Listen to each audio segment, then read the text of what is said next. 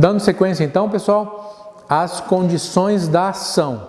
Vimos na tomada anterior a legitimidade das partes, ou seja, o envolvimento dessas partes nos fatos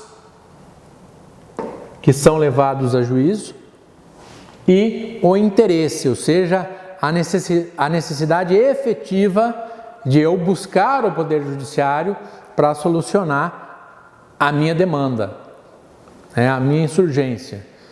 Então, se não há necessidade de eu buscar o Poder Judiciário, se não demonstrar que há necessidade, então também o juiz vai extinguir o processo, porque não há necessidade nenhuma. Ou a parte já cumpriu, ou enfim, a parte nem foi cobrada. Algumas normas, alguns processos, o juízo, a lei processual, ela exige uma notificação prévia, por exemplo. É o caso da alienação fiduciária, busca e apreensão de veículos, que vocês veem aí todo dia. Então, eu faço um financiamento de veículo, e quando eu deixo de pagar algumas prestações, o banco ou a financeira me notifica.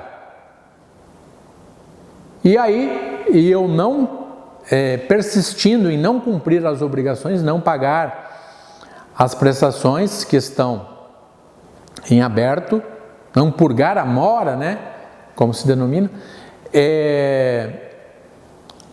surge daí a demonstração clara da necessidade, do interesse do banco ou da financeira de ingressar em juízo e pedir a busca e apreensão do veículo e pedir o encerramento daquele processo, para quitar a dívida que está,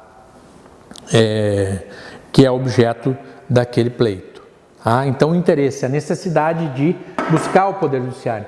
Esses dois elementos constituem ainda novo Código de Processo Civil, constituem ainda as condições de ação para o novo Código de Processo Civil.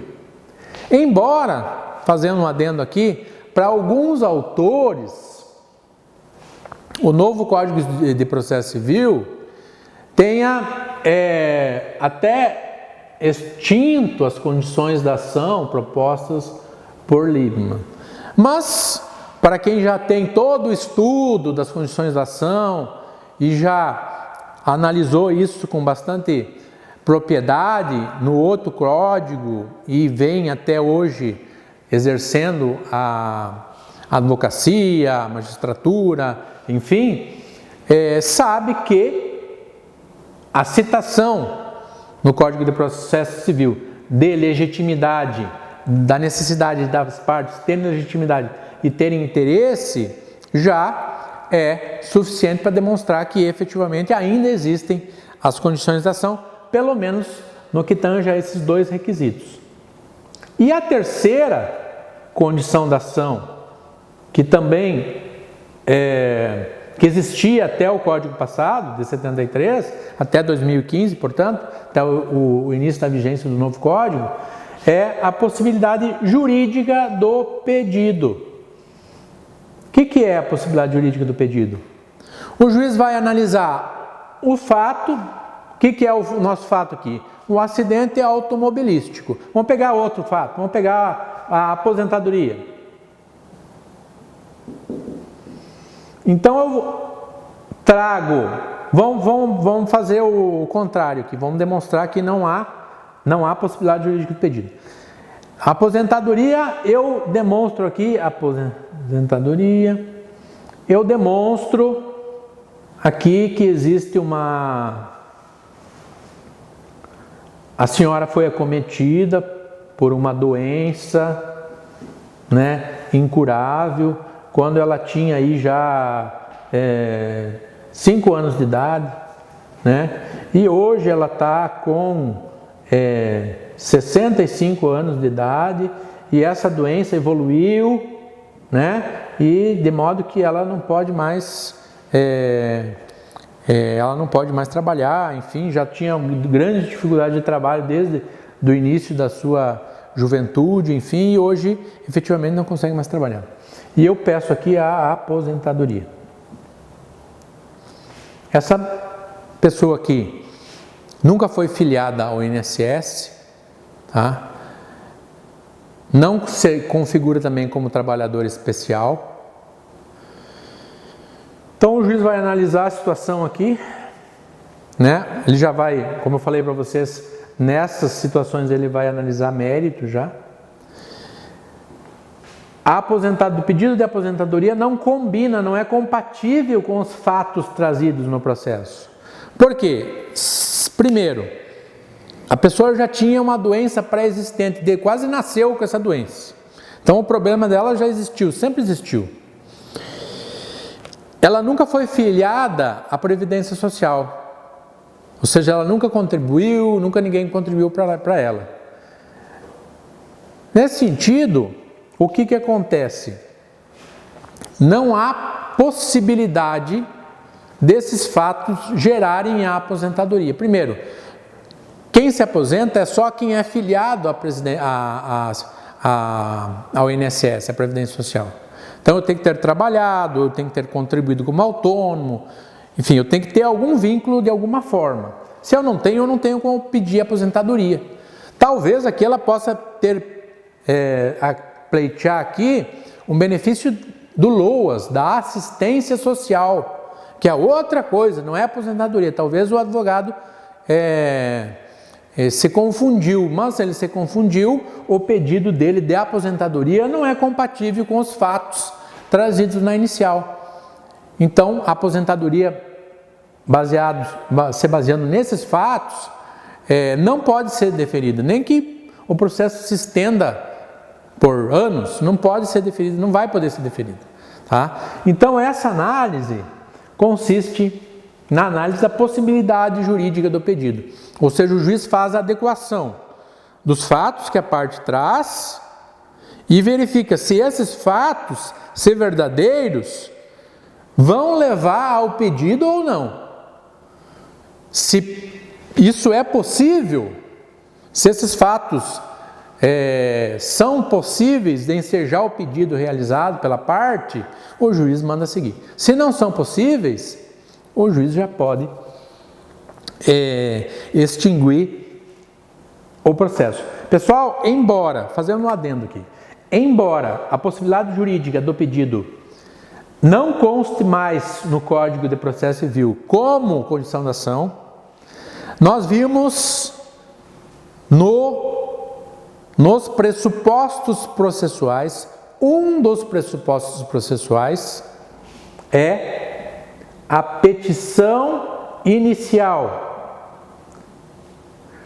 Quando vocês forem estudar a petição inicial, vocês vão verificar que, se os fatos não levarem efetivamente ao pedido da parte, não houver a coerência, a congruência dos fatos e do pedido, no nosso exemplo aqui, eu dei os elementos para um pedido de concessão de tutela assistencial e a parte pediu aposentadoria. Então, não há congruência com os fatos.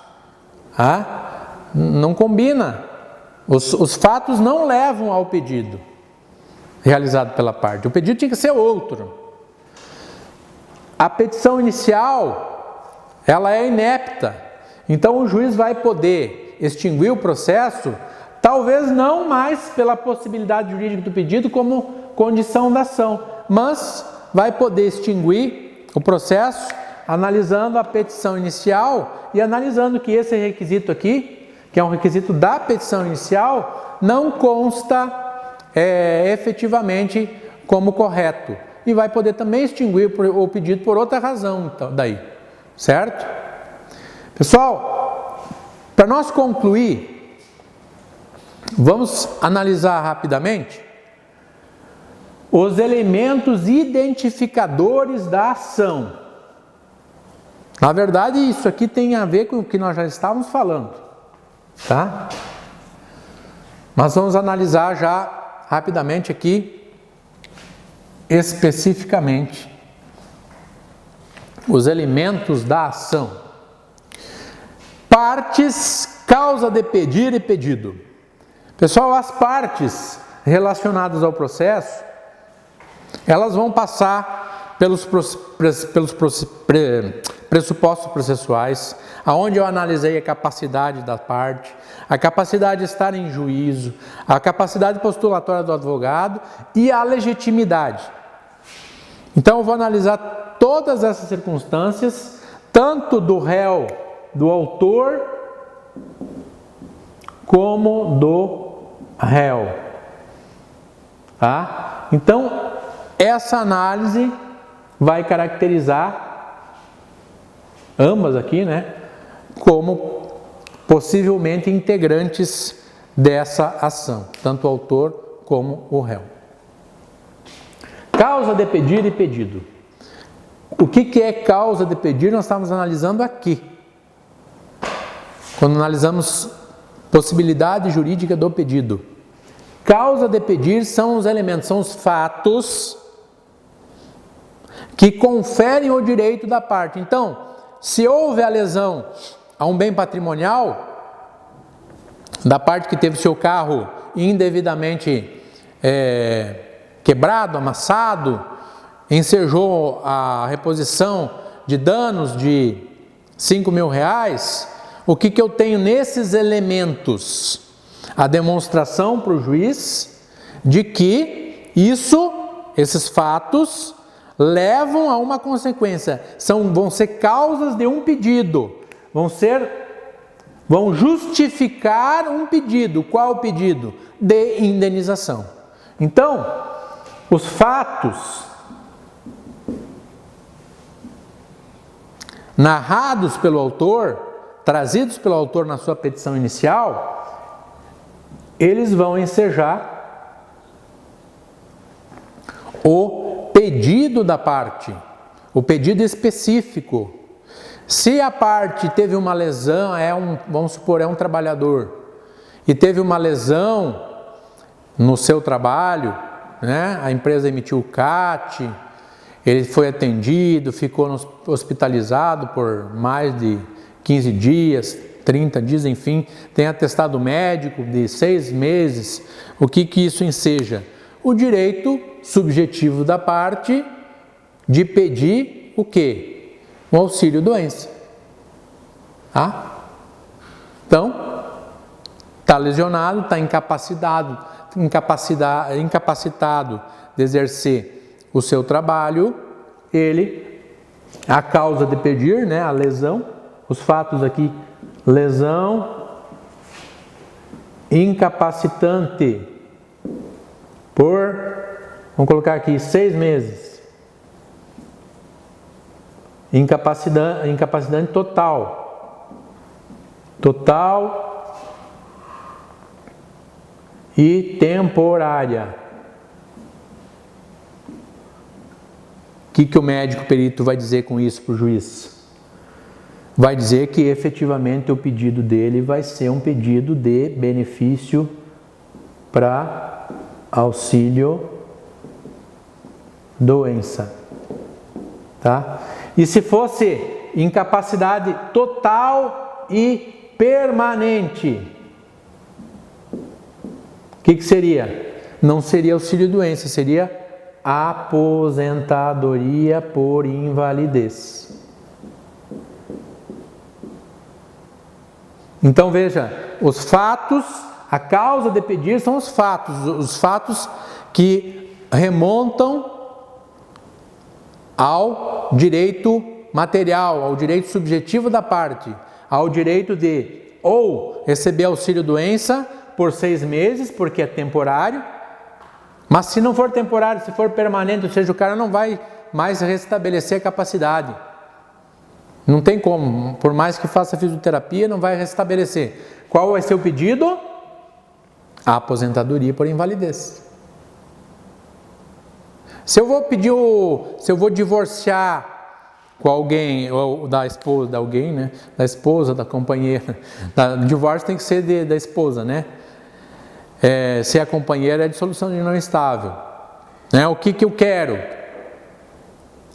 Eu quero que o juiz determine que as partes se separem, partilhem os bens que adquiriram, né? Vamos supor que não tem filho, então eu quero que o juiz, através de uma sentença desconstitutiva, desconstitua aquela sociedade, né? Aquele casamento.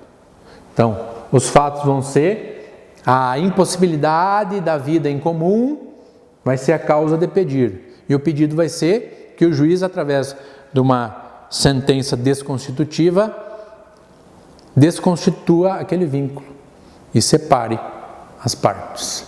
Certo, pessoal? Então, elementos identificadores da ação. Partes, causa de pedido e pedido. Observando que isso aqui é parte integrante necessária da petição inicial. Então, tudo isso aqui tem que estar coerente, tá? Para que o juiz dê seguimento, dê andamento à ação que foi ingressada. Certo? Então, até uma próxima oportunidade, uma boa noite, bom dia, boa tarde, seja o horário que vocês estiverem assistindo, ok?